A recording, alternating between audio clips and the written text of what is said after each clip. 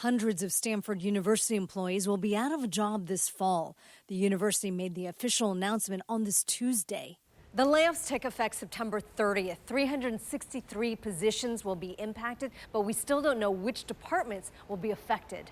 Stanford's president and provost stated in a letter to faculty and staff last Thursday, quote, "The university is making a $140 million reduction in the general funds budget for the upcoming year.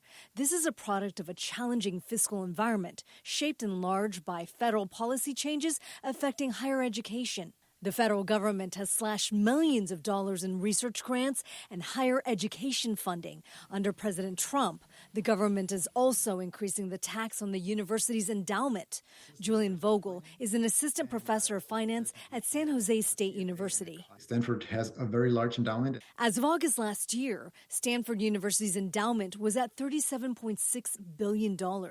President Trump's bill passed by the House in May proposes a 21% tax on some university endowments. Stanford's current endowment tax rate is 1.4%, according to the Stanford Daily Student newspaper. If that proposal becomes law, the endowment tax would cost the university about $750 million a year. So that is significant, and of course, this creates a huge additional financial burden for Stanford. Some ask why Stanford University couldn't avoid layoffs by tapping into its endowment.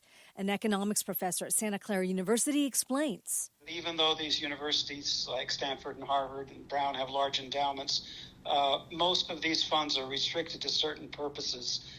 So they don't have a great deal of flexibility. And the other thing is that much of their assets would be difficult to liquidate quickly and use for operating expenses. Economic experts say as troubling as these layoffs are, it's necessary for Stanford to make the cuts. The changes in federal regulations certainly have played a role in this, but there are other factors at play.